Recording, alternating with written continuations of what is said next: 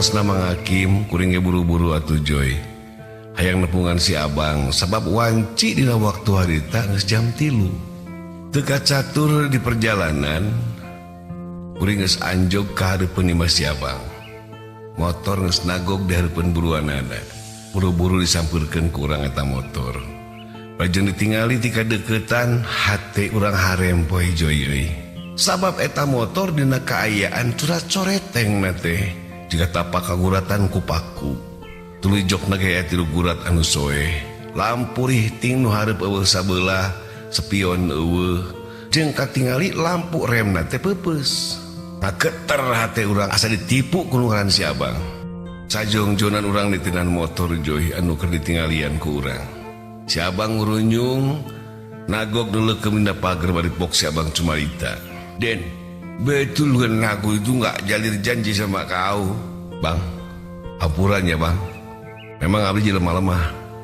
Tapi dangat ayeuna abang kudu jujur ke abdi. Tadi abang geus ngomongkeun, naon kejadian ieu motor bakal digantian ku abang. Mun abang mau masalah jeung abdi, omean eta motor. Tingali ku abang lebih deket. Tong tutulakan pantau besina, sok urang ngomong di luar di dieu. Nah, kau ini apa-apaan Den? Lain apa-apaan bang? Tanggung jawab abang seetik tak kena kendaraan urang. Saya enak nawai jadi jelema teh.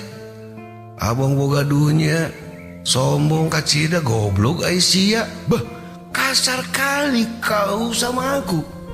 Baru kali ini ada orang yang kasar. Leuwih kasar aing bisa ka maneh. Jeung paehna aing siap sia daripada harga diri aing ku dikakaca ku maneh. Cek urang harita Joy euy rada kasar ngomong ka si abang. Kulantaran pinu kurasa emosi asa dianiaya ku nu ngaran si abang eta. Jawab sia pertanyaan kuring. Cek urang harita balik nanya ka si abang turun deketan kana panto besi. Tapi si abang mundur dina panto besi eta salengkah. Tayohna maehna katingali rada sieun ku urang anu urang geus katingali emosi ku manehanana. Bah, tenang kau Den. Tenang, ini bisa diselesaikan. Jangan dulu ku emosi kayak gitu, nggak akan benar Den. Bener aing mah. Aing kurang kumaha ti heula keneh. Nginjem duit penuh kajujuran, mayar tepat waktu. Kalayan maneh nyebutkeun eta ka rumaosan tetap wae bunga dibayar ku urang ningan. Tur urang penuh kepercayaan ka didinya. Saat motoran ningali geus dibikeunkan duitna tadi kurang kumaha urang bener, kurang kumaha urang balik jeung kurang kumaha urang hargaan ka didinya. Turun sia ka dieu bal. Bah, kok marah kau? Urang tulis cengkat tadi Joy. Tetela pagar teh buru-buru dikunci tak ku si abang. Bah, tenang saja Den, tenang dulu. Tadi maneh janji sia. Cek maneh tadi cecel bocel bakal digantian. Gantian si motor aing. Asal motor aing alus-alus deui sia goblok. Bah, kasar banget kau. Tenang Den, jangan dulu emosi. Ini takut salah paham. Emang apa masalahnya? Dulu ku sia rihtingna sia eueuh hiji. Lampu remna sia potong. Eta tengna dicoret-coret ku paku sia. Tingalikeun si eta jokna ku maneh disoehan atas sia ku silet. Nah sia teu amanah sia. Turun sia goblok. Bah, tenang Den, tenang dulu. Kita harus pakai otak dingin ini. Tidak boleh otak panas ini. Tenang dulu. Sabarlah kau, sabarlah. Si abang bari ngesokeun kunci ti kajauhan. Mun maneh ayeuna bener-bener jelema, kadeukkeun kunci tong diasokeun model kitu sia goblok. Aing hayang ngali maneh bijil tina eta pager. Sia goblok.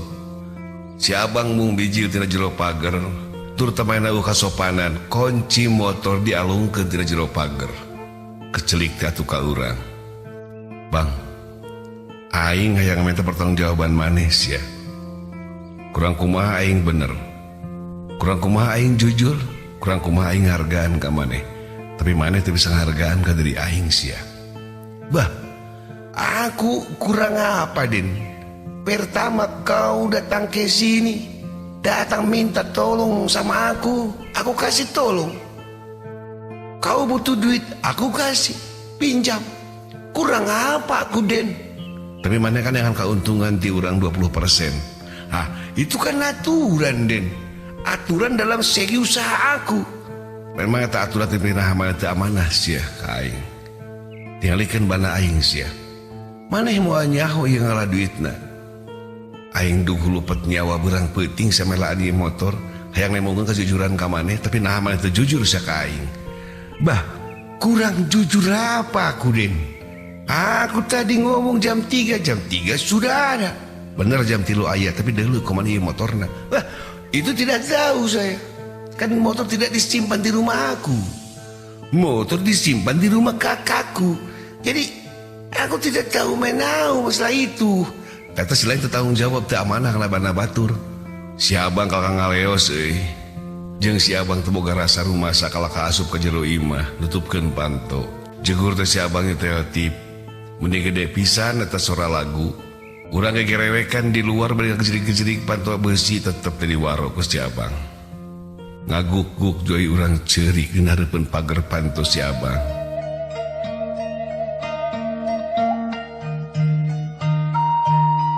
Nyurucu joy cimata urang nyeri beulih lara wirang geus kasorang ku urang.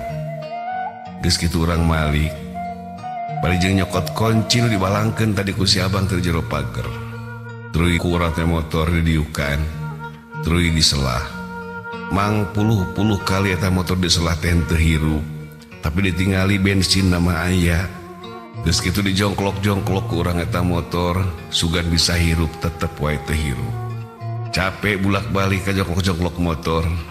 Geus kitu mah Joy urang eleh deet. Akhirna mah ku urang didorong ka imah Joy. Bari jeung urang cari nakdak ku cimata. Dibarengan ku hate anu nyeri tina kalakuan lampah budi si abang sakitu kejamna ka diri urang.